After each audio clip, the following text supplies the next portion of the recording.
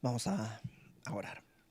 Señor, gracias por este día, por tu palabra, porque nos das este privilegio de estudiar con libertad tu palabra.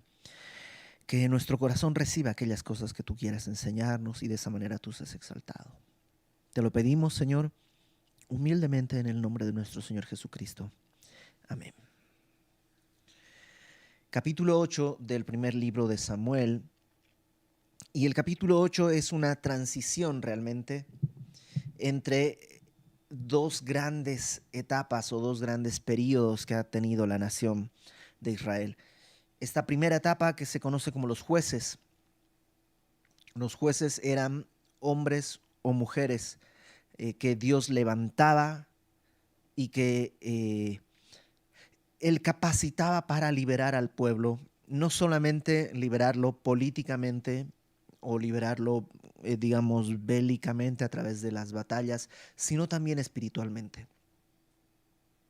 Cada uno de los jueces, Gedeón, Sansón, este, Débora, o sea, todos los jueces traían, además de una libertad política, traían una libertad religiosa, regresaban al Señor.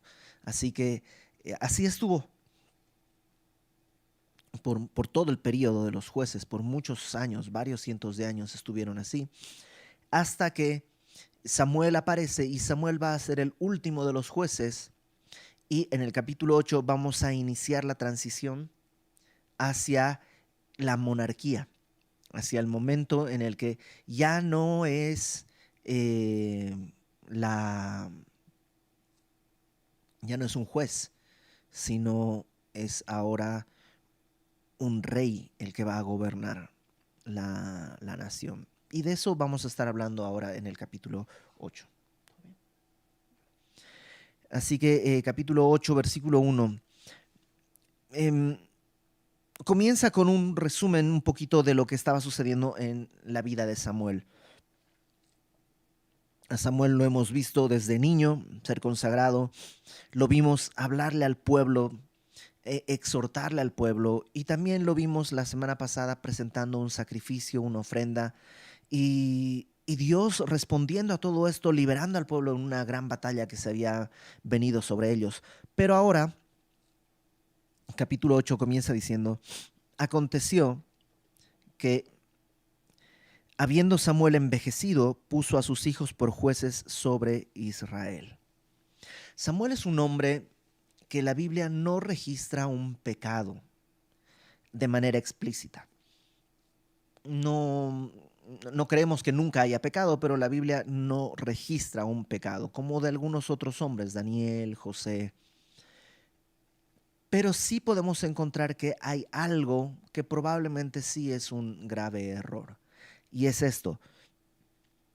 Samuel envejeció, aunque todavía va a estar un buen rato, todavía vivo, ya está viejo, pero pone a sus hijos por jueces sobre Israel. Los jueces no eran un cargo que se elegía por sucesión. O sea, no es como que un juez heredaba el cargo a sus hijos. Incluso Gedeón en algún momento tratan de hacerlo el rey y él dice no. Y tratan de ser rey a su hijo y dice no, esto va a terminar mal.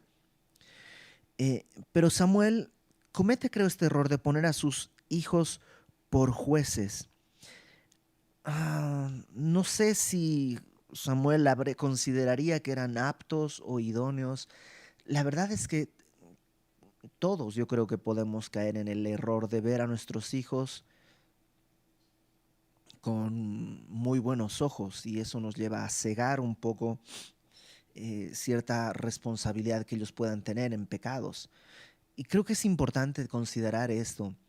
Em, ¿Cómo decirlo? Muchas veces, no sé si siempre, pero muchas veces, cuando alguien me dice, es que mi hija, mi hijo es muy maduro, a mí, a mí, siempre me da la impresión por la experiencia que en realidad su hijo es muy inmaduro y los papás también. Porque solemos tapar nuestra inmadurez con la inmadurez de nuestros hijos. Lo he visto muchísimas veces. Cada que alguien me dice, no cada que alguien, no siempre, pero muchas veces cuando alguien dice, es que mi hijo es muy maduro, eh, por ejemplo, no sé, ya tiene un año, pero lo quiero meter a Club Semilla. Tiene un año, pero es que ya es muy maduro, ya puede estar con los niños de dos. Probablemente no. Lo mismo, si está en el grupo de 2 a 3 y ya lo quieres pasar al otro grupo, suele suceder que más bien el niño es inmaduro y lo que pasa es que los padres solemos perder de vista esas cosas. Le pasó a Samuel, nos puede pasar a nosotros. ¿Qué estoy diciendo? Que tenemos que ser sabios. Tenemos que pedirle a Dios que todos los días que nos muestre las virtudes de nuestros hijos, pero que también nos muestre sus áreas de pecado. Porque cultivar el pecado en nuestros hijos es algo terrible.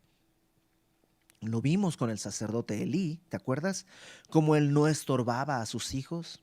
Tal vez él pensaba, son muy maduros, pueden ocupar el cargo. Y terminó todo muy mal. Y Samuel también. Porque fíjate qué es lo que sucede, versículo 2. El nombre de su hijo primogénito fue Joel. Joel quiere decir Jehová es Dios. Por supuesto, Samuel le puso nombres muy piadosos a sus hijos. El nombre del segundo es Abías, que quiere decir Yahvé es mi padre. Entonces son nombres muy piadosos y eran jueces en Berseba, pero no anduvieron los hijos por los caminos de su padre. Antes se volvieron tras la avaricia, dejándose sobornar y pervirtiendo el derecho. Y qué doloroso ha debido ser para Samuel, pero seguramente no lo vio porque los mantenía como jueces. Y sus hijos tenían avaricia, amor al dinero. Qué, híjole, qué temor. Esta semana leyendo esto a mí me dio mucho temor. Número uno, no poder ver a tiempo el pecado de mis hijos, que sé que son pecadores y sé que, o sea, no estoy hablando de que tenemos que tratarlos como que tienen que ser perfectos. No, o sea, hay cosas que van a ir madurando y van a ir creciendo y tienen que conocer al Señor y arrepentirse. No estoy hablando de ellos, estoy hablando de mí. Qué terror no poder ver el pecado de mis hijos, estar cegado a eso. Y en segundo lugar, no poner estorbo a la avaricia. Porque la Biblia dice que, o sea, hay un pecado que dice la palabra que está dentro, es el pecado de fornicación. Ese está dentro del hombre. Por eso es un pecado especial. Pero también la Biblia dice que el amor al dinero es la raíz de todos los males. Entonces, esta semana pensaba, "Oh, Señor, yo quiero que mis hijos se guarden de la fornicación y sean guardados de la avaricia, del amor al dinero." Y creo que es algo que tenemos que estar orando constantemente por nuestros hijos. Porque estos, por el amor al dinero, se dejaron sobornar y pervirtieron el derecho, torcían, eran jueces, tenían que dictaminar lo bueno de lo malo, pero lo torcían. Versículo 4. Entonces todos los ancianos de Israel se juntaron y vinieron a Ramá para ver a Samuel. Y dijeron, he aquí tú has envejecido y tus hijos no andan en tus caminos. Todos lo habían notado menos Samuel. O sea, los ancianos vinieron y le dijeron, oye Sam, tus hijos no están haciendo una buena tarea. Tú estás ya muy viejo y tus hijos no hacen una tarea como tú lo hacías. Algunas personas piensan, si te vas al capítulo 7, al final, en el versículo 16, dice, todos los años Samuel iba y daba la vuelta a Betel, a Gilgal, a Mizpa y juzgaba a Israel en todos estos lugares. Después volvía a Ramá porque allí estaba su casa. Y algunos piensan, es un poco de especulación, pero podría ser que parte del problema es que Samuel estaba fuera de casa mucho tiempo. En estas giras que hacía para juzgar a la gente, dejaba abandonada a su familia, dejaba abandonada su casa, y tal vez es una de las razones por las que sus hijos aprendieron de alguien más. Y eso es cierto. Nuestros hijos van a aprender de ti si estás cerca, pero si no estás cerca van a aprender de alguien más. Y el día de hoy ese alguien más muy probablemente será alguien de la tele o de YouTube o de la escuela. Y en todos los casos puede ser una muy mala idea. Yo sé que hay personas que por trabajo tienen que forzarse a salir y estar fuera de casa mucho tiempo y Dios tiene que decirte qué hacer y no quisiera que caerás en condenación o culpa, pero si tu trabajo es ese, entonces los tiempos que estás en casa tienen que ser absolutamente dedicados a tu familia, a tus hijos y a tu esposa. Entonces vinieron los ancianos y le dijeron, tú has envejecido, tus hijos no andan en tus caminos, por tanto, por eso, constitúyenos ahora un rey que nos juzgue como tienen todas las naciones. Hay varias cosas aquí. El primero, tratemos de entender el contexto en el que estaban. Y eso nos va a ayudar el capítulo 12. Primera de Samuel capítulo 12, versículo 12. Primera de Samuel 12, 12. Dice, es una exhortación, ya llegaremos acá, es una exhortación que Samuel está haciendo al pueblo. Y parte de la exhortación les dice, verso 12, habiendo visto que Naas, rey de los hijos de Amón, venía contra vosotros, me dijisteis, no, sino que ha de reinar sobre nosotros un rey, siendo así que Jehová vuestro Dios era vuestro rey. O sea, parece que en aquella época este Naas, rey de los amonitas, hacía incursiones, invadía de tanto en tanto, y ellos se sintieron como que, pues, a ver, Samuel ya no puede dirigirnos en las batallas, y sus hijos no valen, o sea, entre los dos no se hace uno. Entonces, ¿qué hacemos? Ponnos un rey. Parece que ese era el contexto. Entonces, yo creo que el pueblo no estaba como loco, o sea, no se enloqueció, sino que vieron el problema, pero no vieron una buena solución. ¿Por qué? Porque estaban viendo las otras naciones. Fíjate el versículo que estamos leyendo ahí en el versículo 5 dice, constitúyenos ahora un rey que nos juzgue, que establezca justicia, que nos defienda, que nos dirija, como tienen todas las naciones. ¿Cuál era su referente? Todas las naciones. Todas las naciones. Queremos ser igual que todas las naciones. Y esa es una muy mala idea. Piensa en tus hijos. Papá, quiero esto. ¿Por qué? Porque todos los chicos lo tienen. Papá, quiero tener novia, quiero tener novio. ¿Por qué? Porque todos mis amigos tienen. Papá, quiero hacer porque todos lo tienen. Y es una mala idea. Y como nación es una mala idea querer imitar lo que todas las naciones tienen. Pues sí, todas las naciones tenían rey porque no tenían a un Dios. Jehová era su rey, que gobernaba a través de los jueces, a través de Samuel o del juez que estuviera en turno. Porque Dios quería que su nación fuese de sacerdotes. Entonces al decirle a Samuel, ¿sabes qué? No queremos más jueces. No nos unifican, parece que nos sirve, pero las otras naciones tienen reyes, así que ponnos un rey. Lo que están diciendo es, Dios no nos gobierna bien. Y el pueblo de Dios ha sido llamado a ser distinto. Nunca vamos a ser como todas las naciones, porque no somos como todas las naciones. En Tito, en capítulo, ahora sí que Tito, capítulo 2, Tito capítulo 2, dice, versículo 14.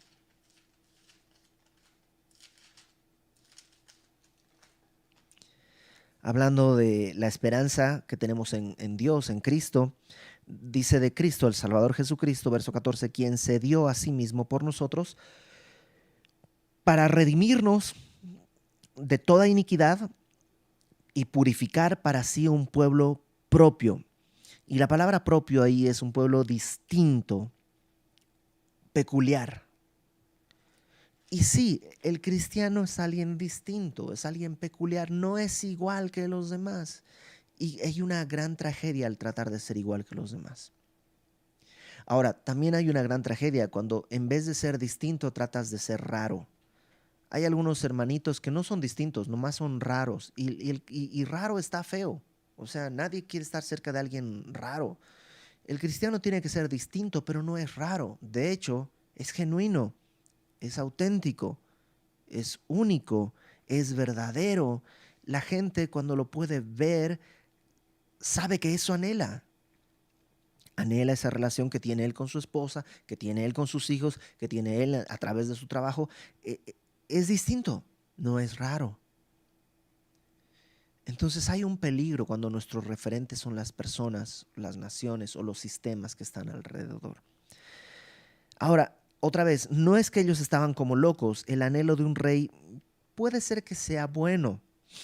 De hecho, en la ley, en Deuteronomio 17, versículo 14, Dios les dice que en algún momento tendrían un rey y da instrucciones de cómo tendría que actuar ese rey. Probablemente Dios tenía una oportunidad para que haya un rey, pero no era el tiempo. Y a veces tú y yo queremos cosas, pero no es el tiempo. Y tenemos que aprender a discernir cuando Dios dice no. Pero es que, ¿cómo no? Yo quiero y si Dios dice no, es que es lo mejor. Ahora, lo que ellos están haciendo no es solamente rechazar a los hijos de Samuel, están rechazando a Samuel y están rechazando el gobierno de Dios. Dicen, queremos un rey como todas las naciones. Por eso, verso 6, dice, pero no agradó a Samuel esta palabra que dijeron, danos un rey que nos juzgue. O sea, a Samuel no le gustó esto. ¿Y sabes qué hizo? Y oró a Jehová. A pesar de que tenía tal vez defectos, Samuel era un hombre de Dios. Y cuando algo te saca de onda, o no te gusta, o te disgusta, no hay nada mejor que ir y ponerlo a los pies del Señor y entregarlo. Señor, eso está pasando y no me gusta. Samuel fue y oró a Jehová. ¿Qué hubiera ganado al decirles, no, no puede ser, no lo voy a hacer, y quién se creen?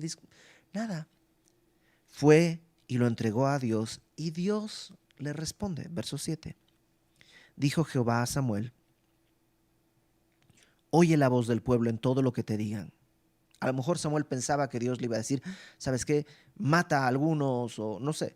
Pero Dios dice, Samuel, oye la voz del pueblo en todo lo que te digan, porque no te han desechado a ti, sino a mí me han desechado, para que no reine sobre ellos. Ahí estaba el asunto. Dios conoce. La motivación central de todo esto es que no quieren que Dios gobierne sobre ellos. El gobierno de Cristo es un gobierno, para empezar, no sé, o sea, espero que me entiendan, pero vivimos en un mundo en que nos agrada la democracia. Creemos que la democracia es el mejor sistema político y entre humanos probablemente sí, sí es así. Pero Dios no es democrático. Él es soberano. Él es soberano absoluto. Nadie puede opinar si estamos de acuerdo con sus leyes o con sus normas. Ninguno de nosotros puede decir, mira, yo creo que, porque Él no es demócrata, Él es un soberano. En el Nuevo Testamento se lo presenta como el déspotes, que de donde viene nuestra palabra déspota, que es alguien que quiere que todo se haga como Él quiere. Bueno, así es Dios, pero santo. Entonces, en nuestra carne no nos gusta, porque nos gusta querer gobernarnos. Y lo que hicieron fue rechazar a Samuel, rechazar, no a Samuel, le dice Dios, más bien a Dios mismo, para que Él no reine sobre ellos. Verso 8. Conforme a todas las cosas, todas las obras que han hecho desde el día que los saqué de Egipto hasta hoy, dejándome a mí y sirviendo a dioses ajenos, así hacen también contigo. Básicamente le está diciendo, no te lo tomes personal, lo han hecho así, el pueblo es así, desde que los saqué de Egipto no han hecho otra cosa más que rechazarme.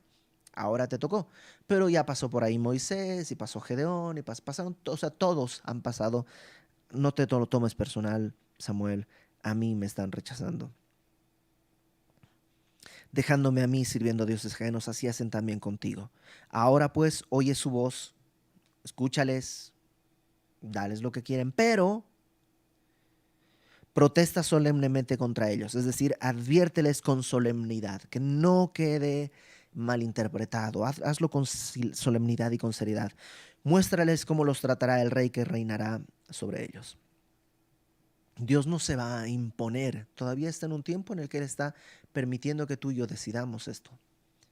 Pero nada más en su misericordia les dice, les voy a mostrar lo que están buscando.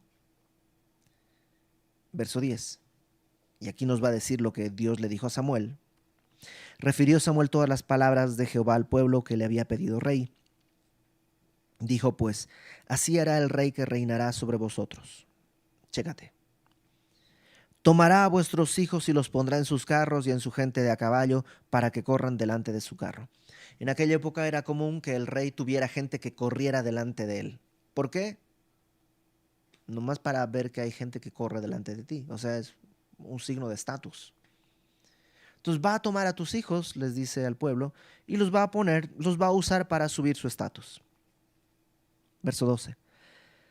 Y nombrará para sí jefes de miles y jefes de cincuentenas, los pondrá a sí mismo a quedar en sus campos y siguen sus mieses y a que hagan sus armas de guerra y los pertrechos de sus carros. O sea, los va a poner para estatus, también los va a usar como su ejército personal y como sus agricultores personales. No dice para la nación, dice para sí. Verso 13. Tomará también a vuestras hijas para que sean perfumadoras, cocineras y amasadoras.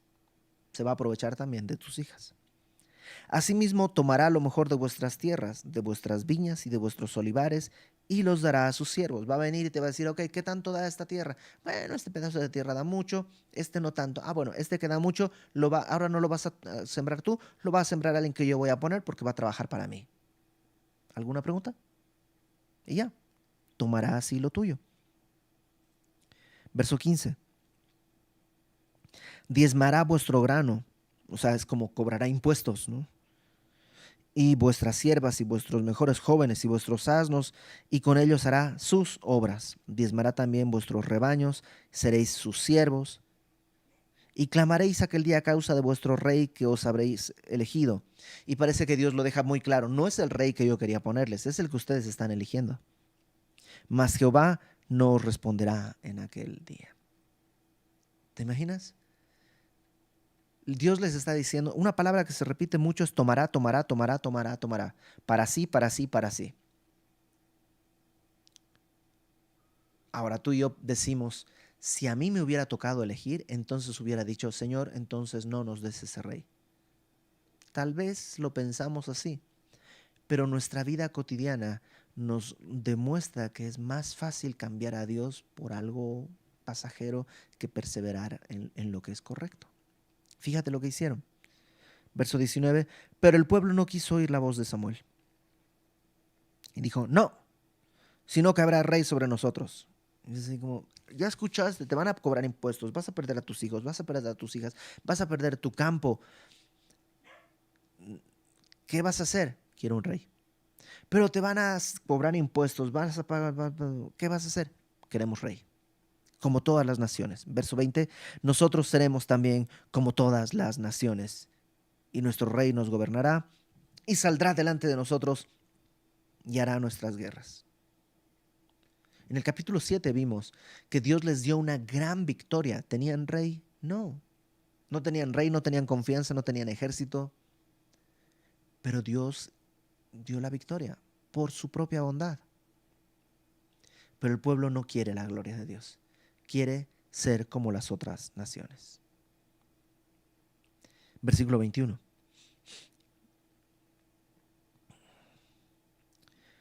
Y oyó Samuel todas las palabras del pueblo y las refirió en oídos de Jehová. Entonces volvió Samuel a orar con Dios y le dijo, Señor, ya les dije qué va a pasar, ya les dije lo que va a hacer el rey. Y de todos modos quieren rey. Jehová le dijo a Samuel, oye su voz y pon rey sobre ellos. Entonces dijo Samuel a los varones de Israel, idos cada uno a vuestra ciudad. O sea, como, ok, no vamos a discutir más. Váyanse cada quien a sus casas, Dios les va a dar lo que pidieron. Híjole, una de los juicios más fuertes que Dios puede traer sobre cualquiera de nosotros es darnos lo que queremos. Hay veces que Dios juzga quitándote cosas. Hay veces que Dios juzga dándote lo que quieres. ¿Y no es bueno? No, no es bueno. ¿Pero nunca? No, nunca. Es decir, lo bueno que podamos nosotros anhelar tiene que venir del Señor. Y cuando anhelamos lo del Señor, entonces sí va a ser bueno. Pero si anhelamos lo propio, aunque parezca que no es malo, al final nos va a cobrar una sentencia. Al final nos va a cobrar un precio muy alto. Pero gloria a Dios, que aun cuando hacemos eso, Dios puede usar eso para glorificarse, para llevarnos a su voluntad, para disciplinarnos. ¿Qué cosas aprendemos en este capítulo? Número 1, que el pueblo es insaciable. En el capítulo 7 tuvieron una gran victoria. En el capítulo 8 ya no es suficiente. Ahora queremos rey. Oye, pero ¿ya viste que Dios te libró? Sí, sí, sí, sí, sí, pero ahora quiero rey. Número 2, que a veces lo que anhelamos no es malo, pero tenemos que esperar a que Dios decida el tiempo. Después de este rey desastroso que va a ser Saúl, vendrá David, el rey que Dios quería. Entonces a veces no es que es malo lo que pides. Tú dices, yo no pido nada malo, yo no quiero nada malo. Pero eso que tú estás pidiendo a lo mejor no es el tiempo. ¿Y cómo lo voy a saber? Ponlo delante de Dios y que Dios decida. Y en tercer lugar, y creo que es muy importante, tú y yo vivimos unas vidas únicas. La palabra santo quiere decir separado, apartado, especial. Y somos santos, no somos como el mundo. No corremos tras el mundo. Y eso va a implicar que siempre nos veamos distintos. Así va a ser. Así está diseñado que sea. Porque ellos viven en oscuridad y nosotros en luz. Claro que hay algo distinto. Y nuestro propósito es mostrarles que hay una nueva vida. Romanos capítulo 12, que conoces, estoy seguro que conoces este pasaje de memoria. Dice, voy a leer desde el versículo 1. Así que, hermanos, os ruego por las misericordias de Dios. Y Pablo les dice, por todo lo que Dios ha hecho de bueno en ustedes. Lee el capítulo 1 al 11, todo lo que Dios ha hecho por nosotros. Bueno, por todo eso, les ruego que presenten vuestros cuerpos en sacrificio vivo, santo, agradable a Dios, que es vuestro culto racional. Verso 2. Por un lado dice, preséntate, entrégate como si tú fueras la ofrenda. Versículo 2. No os conforméis a este siglo, sino transformaos por medio de la renovación de vuestro entendimiento. No te conformes, no te amoldes a este siglo, a este mundo, sino sé transformado por medio de la renovación de tu entendimiento. Entonces, ¿cómo voy a hacer? Porque la verdad es que el mundo es muy fuerte, jala mucho. ¿Cómo voy a poder evitar eso? Tu entendimiento tiene que ser renovado y transformado día tras día, todos los días. Por eso dice la renovación de vuestro entendimiento. Es curioso porque no dice la renovación de tus emociones. Porque nuestras emociones a veces no son correctas, ¿no? Te pones triste, te deprimes, te pones feliz, te pones eufórico. O sea, nuestras emociones pueden ir de un lado a otro en el abanico con toda la rapidez del mundo. Y no es que Dios no va a transformar tus emociones, seguramente sí, pero nadie puede controlar esas emociones. Lo que podemos hacer es renovar nuestro entendimiento, para que con un entendimiento renovado nuestras emociones se puedan sujetar. ¿Cómo renuevo mi entendimiento? Permaneciendo en la palabra. Y entonces vas a ser distinto, pero no raro. Vas a ser distinto. Y fíjate el versículo 2, al final de Romanos 12 dice, para que comprobéis cuál sea la buena voluntad de Dios, agradable y perfecta. ¿Sabes para qué quiere Dios renovar tu entendimiento? ¿Por qué te pide que no te conformes al mundo, sino que te transformes por medio de tu entendimiento renovado, para que puedas comprobar la voluntad de Dios. Comprobar es haber aprobado. Comprueba que la voluntad de Dios es buena, es agradable y es perfecta. ¿Cómo lo puedo comprobar? Deja que tu entendimiento se renueve. No seas conformado a este mundo, sino transformado. En este mundo hay de dos tipos de personas: los conformers y los transformers.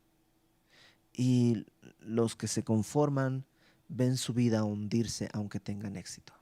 En cambio, los que su vida es transformada por medio de la renovación de su entendimiento, día con día pueden ver las misericordias de Dios y puede haber paz. Y Dios quiere hacer esto. Y la manera de hacerlo es decirle: Señor, yo no quiero rechazarte como mi rey. Quiero que tú seas mi Señor. Aquí está mi vida, mis recursos, mis pensamientos, mis acciones, mis posesiones, mis deseos, mi pecado, mi inteligencia, mi necedad. Todo aquí lo pongo. Tú eres el déspotes, el soberano y el Señor. Que hagas lo que hagas, yo no voy a discutir. Toma mi vida. Y si tú quieres hacer eso, pues el día de hoy es una buena oportunidad. Es una buena oportunidad para decirle: pensamientos, sentimientos y emociones también van aquí. Las ponemos en tus pies. Que tú hagas lo que quieras. ¿Por qué no oramos? Señor, tu palabra dice que tú eres rey. Nosotros no te podemos hacer rey. Tú ya eres rey. Sí, nosotros ya eres rey. Desde antes de la eternidad, del principio al fin, tú eres rey por siempre. Pero nos has elegido, nos has llamado y nos has conquistado. Y el día de hoy, nosotros, habiendo sido elegidos, también reconocemos que tú eres el Señor. Agachamos la cabeza y ponemos delante de ti todo lo que somos y lo que tenemos. ¿Por qué no ahí, en tu casa, en tu lugar, tú solito, cierra los ojos, que no te importe nada más, y con voz bajita, dile: Señor, quiero entregarte esto. Que yo he estado gobernando en mi necedad, yo he sido el rey, no tengo, o sea, no tengo nada más que darte, es todo feo, pero aquí está. Y lo pones delante de Él y dejas que Él sea el rey, que Él gobierne. Te voy a dar unos segundos para que con tus palabras o en tu mente y en tu corazón le digas: Señor, esto lo pongo aquí, tú gobierna.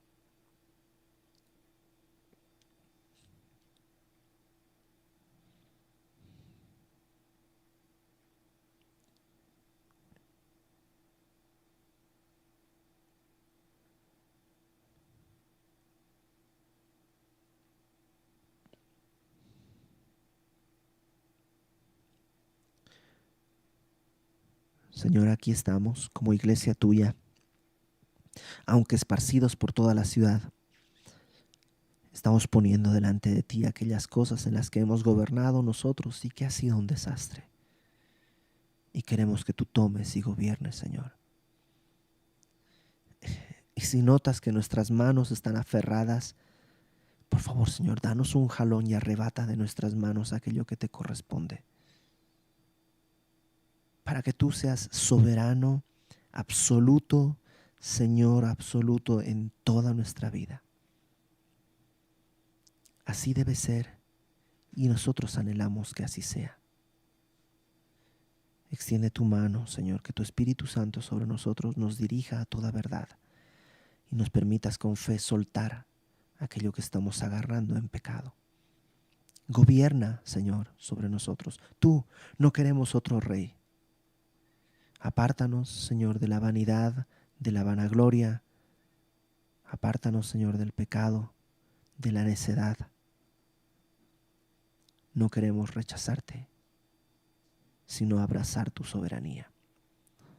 Y todo esto Lo pedimos sabiendo que estamos pidiendo conforme a tu voluntad.